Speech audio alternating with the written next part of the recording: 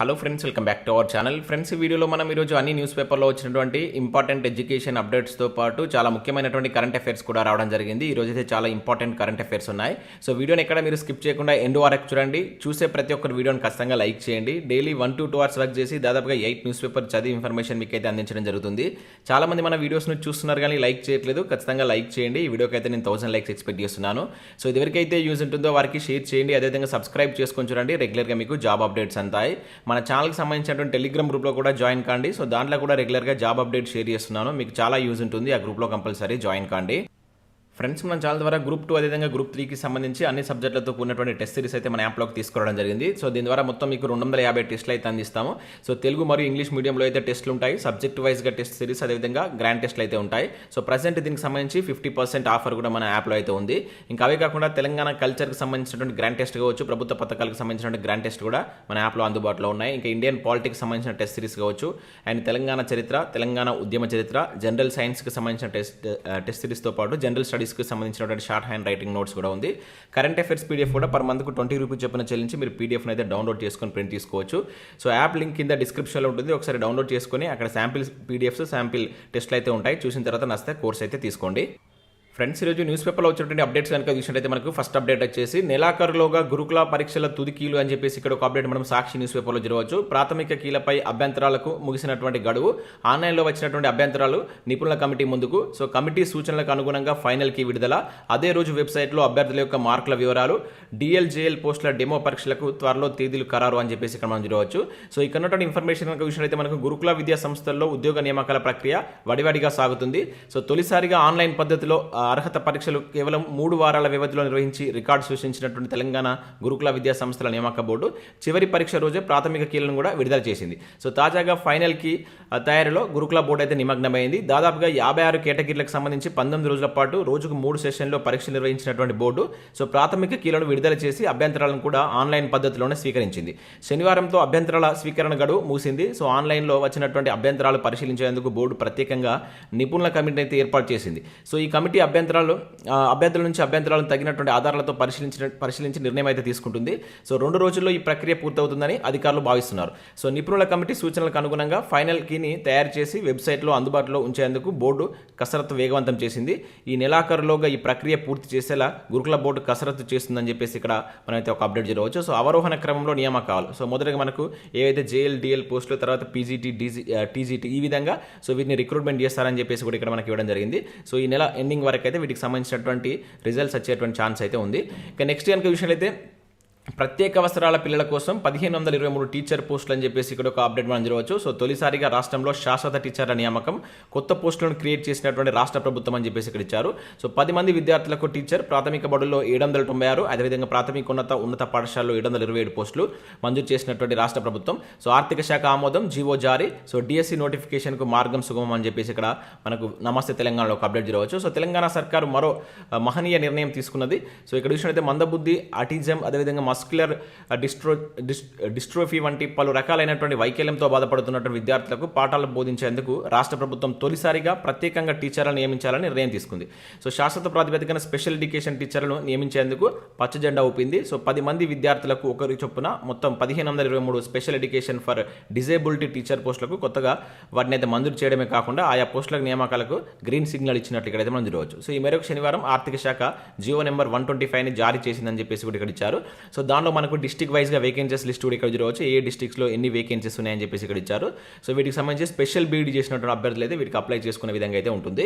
ఇక నెక్స్ట్ కనుక విషయం అయితే ఖాళీలన్నింటినీ భర్తీ చేయాలి అంటే ఇక్కడ ఒక అప్డేట్ మనం చూడవచ్చు. 22,000 టీచర్ పోస్టులకు నోటిఫికేషన్ ఇవ్వాలి. బీసీ సంక్షేమ సంఘ రాష్ట్ర కార్యదర్శి జాజుల లింగం గౌడ్ అని చెప్పేసి ఇక్కడ చూడవచ్చు.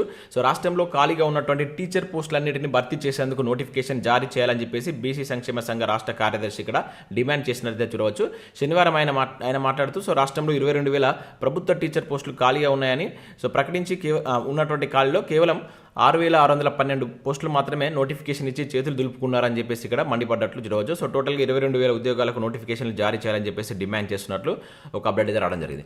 ఇక్కడ నెక్స్ట్ అప్డేట్ కనుక విషయం అయితే నిరుద్యోగుల నిట్టూర్పు అని చెప్పేసి ఇక్కడ చూడవచ్చు. ఉపాధ్యాయ పోస్టుల ఖాళీలపై పెద్ద విరుపు, ఖాళీలకు అనుగుణంగా లేని పోస్టులు, సో హేతుబద్ధీకరణ పేరుతో కొన్ని మాత్రమే భర్తీ. సో వరంగల్, హన్మకొండ జిల్లాలో 870 పోస్టులు, 250 పోస్టుల భర్తీకే ఉత్తర్వులు. సో పోస్టులన్నీ భర్తీ చేయాలంటున్నటువంటి అభ్యర్థులు అంటే ఇక్కడ చూడవచ్చు. సో మనం చూసినటువంటి ఏదైతే ఇప్పుడు వచ్చినటువంటి టీఆర్టీ నోటిఫికేషన్ సంబంధించి సో మొత్తం పోస్టులు భర్తీ చేస్తేనే బాగుంటుందని చెప్పేసి ఇక్కడ మనకు ముఖ్యంగా మన ఉమ్మడి వరంగల్ జిల్లాకు సంబంధించిన అభ్యర్థులు కోరుతున్నట్లు ఒక అప్డేట్ చూడవచ్చు. ఇక్కడ వరంగల్లో ఉన్నటువంటి ఖాళీల వివరాలు, హన్మకొండలో ఉన్నటువంటి ఖాళీల వివరాలు కూడా ఇక్కడ మనకు ఇవ్వడం జరిగింది. ఈ వారం మనకి ఏదైతే ఈ డిస్ట్రిక్ట్ స్పెషల్ వచ్చినటువంటి అప్డేట్ ఇది ఆంధ్రజ్యోతి వరంగల్ డిస్ట్రిక్ట్ స్పెషల్ దీనికి సంబంధించిన అప్డేట్ వచ్చింది. ఎవరైనా ఆ డిస్ట్రిక్ట్ సంబంధించిన అభ్యర్థులు ఉంటే ఒకసారి దీన్ని చదివేటువంటి ప్రయత్నం చేయండి. ఇక నెక్స్ట్ విషయంలో టెట్పై పట్టు ఏది అని చెప్పేసి ఇక్కడ చూడవచ్చు. పరీక్ష రాసే వారిలో సగం మంది కంటే తక్కువే పాసు, 7 ఏళ్లుగా ఇదే తరహా ఫలితాలు. సో కనీసం అర్హత మార్కులు ఎక్కువ, ఇంగ్లీష్పై పట్టు లేక ఇబ్బందులు.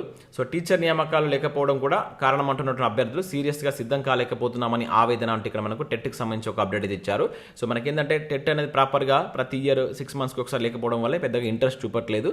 అండ్ రాసినటువంటి వాటిలో కూడా చాలా తక్కువ మందే క్వాలిఫై అవుతున్నారని చెప్పేసి ఇక్కడ మనకు టెట్కి సంబంధించి అయితే ఇచ్చారు. సో మనకు టెట్ నోటిఫికేషన్ అయితే వచ్చింది. సో దానికి సంబంధించి మనకు 2011 నుంచి 2022 వరకు సో టెట్ యొక్క పేపర్ 1, పేపర్ 2 యొక్క ఉత్తీర్ణత శాతం ఎంత ఉందని చెప్పేసి ఇక్కడ ఒక ఆర్టికల్ అయితే ఇవ్వడం జరిగింది.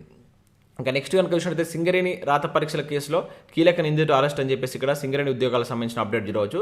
సింగరేణి ఉద్యోగ నియామక పరీక్షలో అక్రమాలకు పాల్పడిన కేసులో కీలక నిందితుడిని అరెస్ట్ చేసినట్టు తెలంగాణ సిఐడి శనివారం తెలిపింది.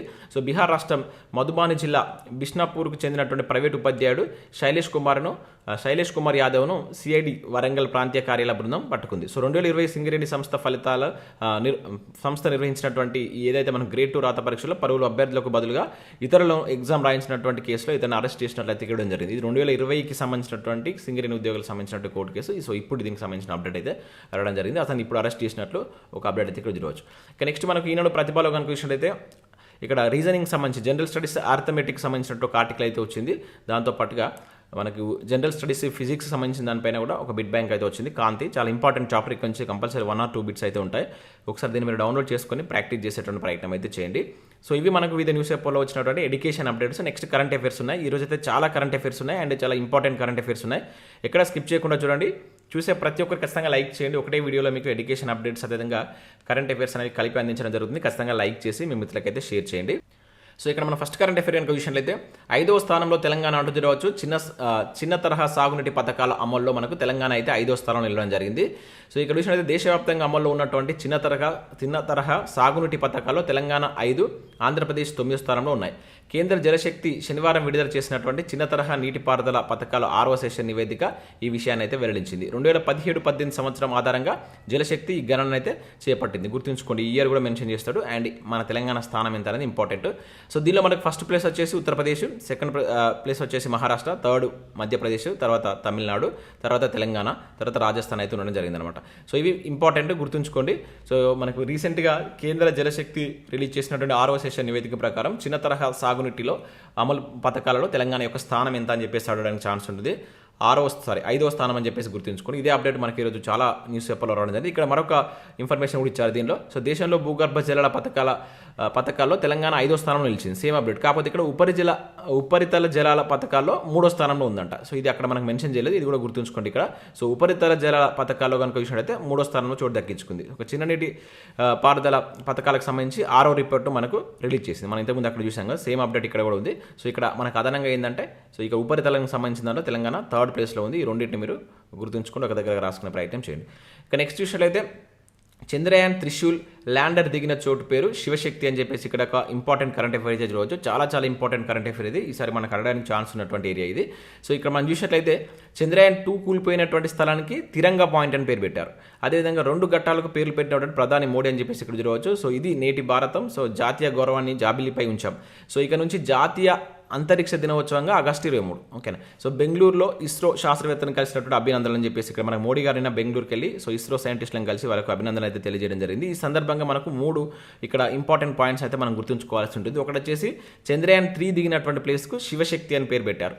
అదేవిధంగా ఏదైతే చంద్రయాన్ 2 కూలిపోయినటువంటి దానికి మనకు తిరంగా పాయింట్ అని పెట్టారు. అదేవిధంగా నెక్స్ట్ ఇక్కడ మరొక పాయింట్ చూసినట్లయితే సో ఏదైతే మనకు చంద్రయాన్ సక్సెస్ అయినటువంటి డే ఉంది కదా, ఆ రోజున జాతీయ అంతరిక్ష దినోత్సవంగా ఆగస్టు 23 అయితే జరుపుకుంటారు. ఈ 3 very very important points. So మనకు రానున్నటువంటి పోటీ పరీక్షలు అడగడానికి ఛాన్స్ ఉంటుంది. చంద్రయాన్ 3కి సంబంధించి కంప్లీట్ ఇన్ఫర్మేషన్ ఇంపార్టెంట్, దానిలో ఇవి చాలా ఇంపార్టెంట్, ఎందుకంటే కాంపిటేటివ్ ఎగ్జామ్లో ఇటువంటి ఎక్కువ అడగడానికి ఛాన్స్ ఉంటుంది. సో నిన్న మనకు మోడీ అక్కడికి వెళ్ళాడు కదా, సో అక్కడ దానికి సంబంధించిన విజువల్స్ కూడా ఇక్కడ చూడవచ్చు. ఇంకా నెక్స్ట్ విషయం అయితే 80 ఏళ్ళ పైబడిన వాళ్ళకు ఇంటి నుంచే ఓటు అని చెప్పేసి ఇక్కడ ఒక అప్డేట్ జరగవచ్చు. ఛత్తీస్గఢ్ అసెంబ్లీ ఎలక్షన్లో 80 ఏళ్ళు పైబడినటువంటి వృద్ధులు, అదేవిధంగా 40% కంటే ఎక్కువ అంగవైకల్యం ఉన్నటువంటి వాళ్ళు పోస్టల్ బ్యాలెట్ ద్వారా ఇంటి నుంచే ఓటు వేయొచ్చు అని చెప్పేసి chief election commissioner Rajiv Kumar సూచించినట్లు ఇక్కడ ఒక అప్డేట్ అయితే మనం చూడవచ్చు. సో 80 ఏళ్ళు పైబడినటువంటి వాళ్ళకు ఇంటి నుంచి ఓటు వేసేటువంటి సదుపాయాన్ని మనకు ఇది ఛత్తీస్గఢ్ ఎన్నికల కమిషన్ అయితే కల్పించడం జరిగింది. ఏ రాష్ట్రం అని చెప్పేసి అడుగుతారు, గుర్తుంచుకోండి. సో ప్రజెంట్ మనకు ఎన్నికల కమిషన్కి సంబంధించినటువంటి దాంట్లో ఎవరున్నారు అండ్ అదేవిధంగా ఎన్నికల కమిషన్ గురించి తెలిపేటువంటి ఆర్టికల్స్ ఏంటి అనేది కింద కామెంట్ చేయండి. ఇంకా నెక్స్ట్ విషయం అయితే వ్యవసాయ శాఖ క్రాప్ దర్పణ అంటే ఇక్కడ చూడవచ్చు సమగ్ర సమాచారంతో mobile app.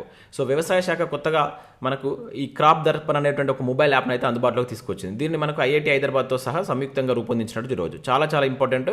So crop Darpana అనేటువంటిది యాప్ దానికి సంబంధించినటువంటి మనకు గుర్తుంచుకోవాల్సిందంటే ఇది వ్యవసాయ శాఖకు సంబంధించినటువంటి. దీన్ని మనకు ఐఐటి హైదరాబాద్తో సంయుక్తంగా అయితే రూపొందించింది అనమాట. దీనిలో మనకు వ్యవసాయ విస్తరణ అధికారులు అదేవిధంగా ఏడీఏఓల నిబంధనలు ఇందులో అయితే పొందుపరిచారు. సో దీనికి సంబంధించి ఇక్కడ మనకు నిన్న ఆ యాప్ని అయితే రిలీజ్ చేసినట్లు ఒక అప్డేట్ అయితే మనం చూడవచ్చు. ఓకేనా. సో యాప్ పేరు గుర్తుంచుకోండి, ఏ సంస్థకు సంబంధించింది. ఇంకా నెక్స్ట్ విషయం అయితే ఇక్కడ క్వాలిజెల్ 2వ డెలివరీ సెంటర్ను హైదరాబాద్లో ప్రారంభించినటువంటి సంస్థ అంటే ఇక్కడ ఒక అప్డేట్ అయితే రావడం జరిగింది.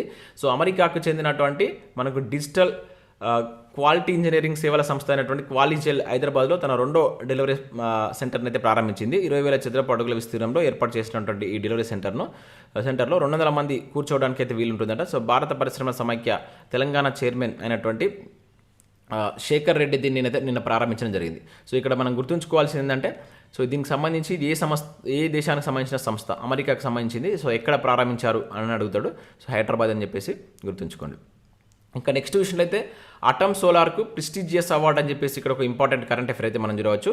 సో ఇక్కడ విషయం అయితే రిన్యూవబుల్ ఎనర్జీ సెక్టార్లో చేసినటువంటి కృషికి గాను సో ఈఈఎఫ్ అవార్డు పొందినటువంటి కంపెనీ అంటే ఇక్కడ ఇచ్చారు. సో ఇక్కడ దేనిలో వచ్చిందంటే ఇది సో ఈ రిన్యూవబుల్ ఎనర్జీ సెక్టార్లో చేసినటువంటి కృషికి గాను సో ఈ అవార్డు అయితే వచ్చింది. అటమ్ సోలార్ ఇది ఏపీలో విశాఖకు సంబంధించినటువంటి సంస్థ అనమాట. సో దానికి అవార్డు అయితే ఇచ్చారు. సో రిన్యూవబుల్ ఎనర్జీ సెక్టార్లో చేసినటువంటి విశేష కృషికి కానీ ఎనర్జీ అండ్ ఎన్విరాన్మెంటల్ ఫౌండేషన్ అది దాన్ని మనం ఈఎఫ్ అంటాం. సో గ్లోబల్ సస్టైనబిలిటీ అవార్డును సో గోల్డ్ కేటగిరీలో విశాఖ ఇండస్ట్రీస్కి చెందినటువంటి అటమ్ సోలార్ అయితే గెలుచుకుంది. సో గోల్డ్ కేటగిరీలో ఇది విశాఖ ఇండస్ట్రీస్ ఉంది కదా, దానికి అవార్డు రావడం జరిగింది. మోస్ట్ ఇంపార్టెంట్ గుర్తుంచుకోండి, ఈ ఏదైతే మనకు రిన్యూవబుల్ ఎనర్జీలో ఇచ్చేటువంటి award energy and environmental foundation global సంస్థ మనకి ఎట్లంటే ఈ గ్లోబల్ సస్టైనబిలిటీ అవార్డు అని చెప్పేసి ఒక పేరుతోటి ఈ అవార్డు అయితే ఇస్తుంది. అది మనకి ఈసారి విశాఖ ఇండస్ట్రీస్కి చెందినటువంటి అటమ్ సోలార్ అనేటువంటి సంస్థకు రావడం జరిగింది. చాలా ఇంపార్టెంట్ గుర్తుంచుకోండి.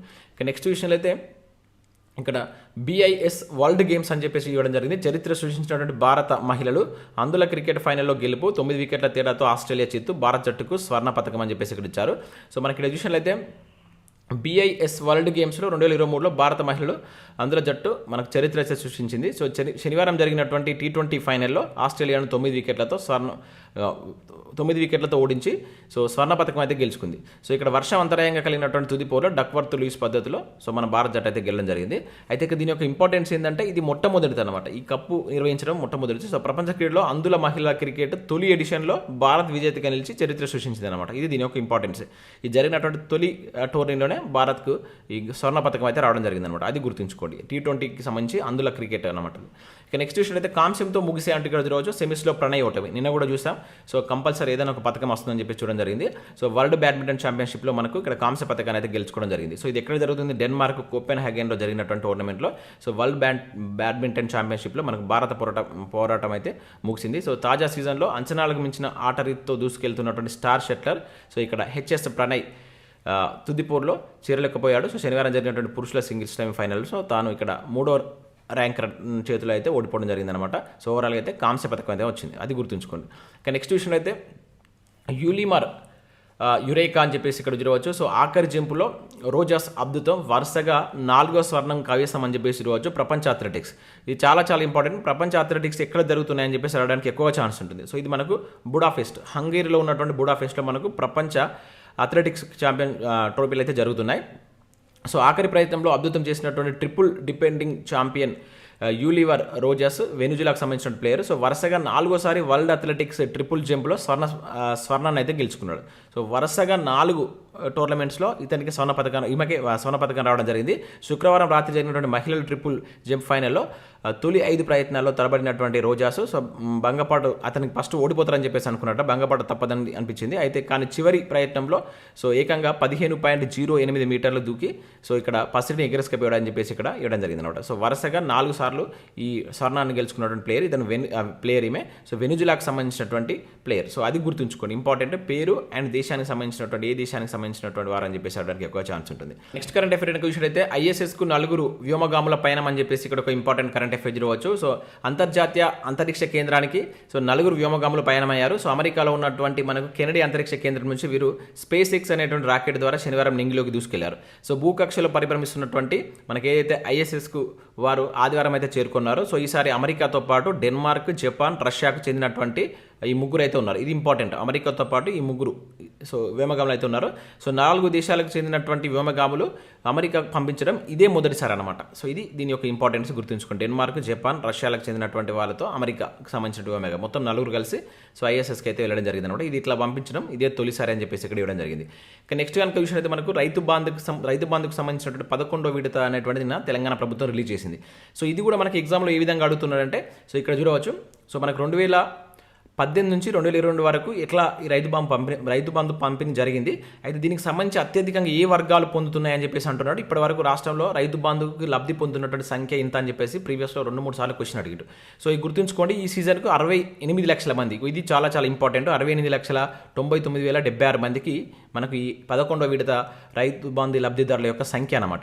అయితే దీని పరంగా చూసుకుంటే మనకు ఎస్సీ రైతులు ఎంతమంది ఉన్నారు, అదేవిధంగా ఎస్టీ ఇక్కడ ఎస్సీ 12.88, ఎస్టీ వచ్చేసి 14.40 అండ్ బీసీలు.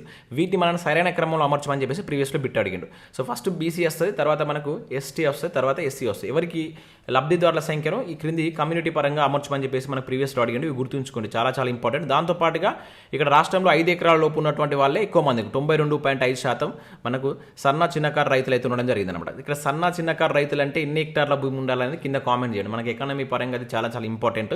సో వాళ్ళు ఎంత భూమి ఉంటే వాళ్ళను చిన్న రైతు, సన్నకారు రైతు, మధ్యతరగతి రైతు అని చెప్పేసి అంటామని కింద కామెంట్ చేసేటువంటి ప్రయత్నం చేయండి. ఇక 10 ఎకరాల పైన ఉన్నటువంటి వారు రైతులు జస్ట్ 1.22% మంది ఉన్నారట. ఇది అఫీషియల్ రిపోర్ట్స్ కనుక ఇవి అడగడానికి ఎక్కువ ఛాన్స్ ఉంటుంది, గుర్తుంచుకోండి, చాలా చాలా important. So next current affair కనుక చూసినట్లయితే హిస్టరీ క్రియేషన్ అని చెప్పేసి ఇక్కడ ఒక ఇంపార్టెంట్ కరెంట్ అఫేర్ అయితే చూడవచ్చు. న్యూ పార్లమెంట్ భవన్లో ప్రదర్శితమైనటువంటి తొలి సినిమా. సో హిస్టరీ క్రియేట్ చేసినటువంటి సన్నీ డియోల్ గదర్ 2 అని చెప్పేసి చూడవచ్చు. సో గదర్ 2 సినిమా మనకు పార్లమెంట్లో మనకు దాన్ని ప్రదర్శించడం జరిగింది. సో ఇది తొలి సినిమా అన్నమాట. ఇప్పటి వరకు మనకు పార్లమెంట్లో నూతన పార్లమెంట్ భవన్లో ప్రదర్శితమైనటువంటి తొలి సినిమా ఏదని చెప్పేసి అడగవచ్చు. గదర్ 2 అని చెప్పేసి గుర్తుంచుకోండి. ఇప్పటికే బాక్స్ ఆఫీస్ వద్ద రికార్డును బ్రేక్ చేసినటువంటి గదర్ 2 మరో రికార్డును అయితే సొంతం చేసుకున్నట్లు ఇక్కడ జరిగింది. సన్నీ డియోలో అమిషా పటేల్ నటించినటువంటి చిత్రం సో న్యూ పార్లమెంట్ బిల్డింగ్లో ప్రదర్శితమైనటువంటి తొలి ఫిలింగా అయితే రికార్డు సృష్టించింది. సో ఇవి కూడా మనకు అడగడానికి ఛాన్స్ ఉంటుంది. అదేవిధంగా న్యూ పార్లమెంట్ భవన్ ఏ రోజున మోడీ గారు స్టార్ట్ చేశారు అనేది కింద కామెంట్ చేసేటువంటి ప్రయత్నం చేయండి. సో ఇవి మనకు వివిధ న్యూస్ పేపర్లో వచ్చినటువంటి ఇంపార్టెంట్ ఎడ్యుకేషన్ అప్డేట్స్, అదేవిధంగా కరెంట్ అఫేర్స్. సో వీడియో నచ్చినట్లయితే లైక్ చేసి మీ మిత్రులకైతే షేర్ చేయండి. అదేవిధంగా మన యాప్ను డౌన్లోడ్ చేసుకోండి, దానిలో యూస్ఫుల్ కంటెంట్ అయితే ఉంది. Thanks for watching. Thank you everyone.